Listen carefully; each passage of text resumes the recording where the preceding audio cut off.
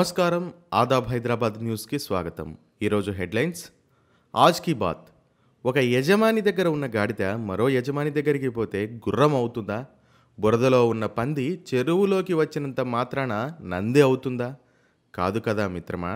మరి పార్టీలు మారుతున్న నాయకులు కూడా అంతే. కలుపు మొక్క ఎక్కడ ఉన్నా కలుపు మొక్కే. వారు ఎక్కడున్నా వాళ్ళ ఆలోచనలు వాళ్ళ బుద్ధులు మారుతాయి అనుకుంటే మనం పప్పులో కాలేసినట్లే. ఓట్లేసిన ప్రజలకు విధేయులుగా ఉండక తమ సొంత స్వార్థం కోసం పార్టీలు మారుతున్నారు. అధికారం ఉన్నప్పుడు నాయకులు కళ్ళు మూసుకుపోయి చేసిన తప్పుల నుండి తప్పించుకోవడానికి ఎన్ని పార్టీలైనా మారుతారు, ఎంతకైనా దిగజారుతారు. ఇలాంటి నాయకులతో ప్రజలు జాగ్రత్తగా ఉండాలి. కుమ్మరి రాజు. వాయనాడ్లో త్రిముఖ పోటీ. రాహుల్కు గట్టి పోటీనిస్తున్న సిపిఐ, బీజేపీ. వాయనాడ్లో రాహుల్ గాంధీ నామినేషన్.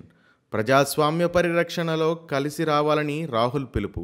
వయనాడ్ సమస్యపై పోరాడుతూనే ఉంటానని హామీ. తిరువనంతపురంలో నామినేషన్ వేసిన శశి థరూర్.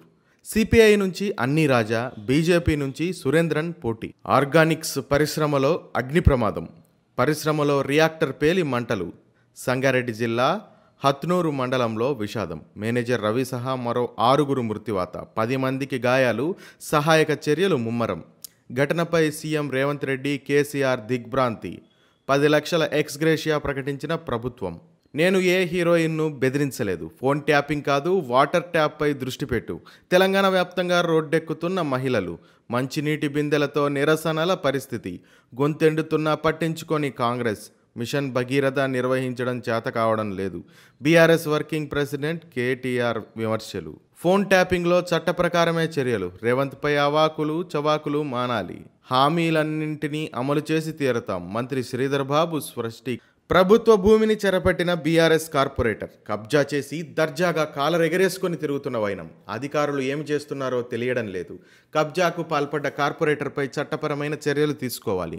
డిప్యూటీ తహసీల్దార్కు ఫిర్యాదు చేసిన భాజపా నాయకులు. తాగునీటి పర్యవేక్షణకు ఐఏఎస్లు. 33 జిల్లాలకు 10 మంది ప్రత్యేక అధికారులు. ప్రత్యామ్నాయ చర్యలపై అధికారులతో సమన్వయం. ప్రభుత్వం ఉత్తర్వులు జారీ. బీజేపీలో చేరిన బాక్సర్ విజయేందర్ సింగ్. దేశ అభివృద్ధి కోసమే అని వ్యాఖ్య. రాధాకిషన్ రావుకు 7 రోజుల కస్టడీ. ప్రణీత్ రావు బెయిల్ విచారణ 8కి వాయిదా.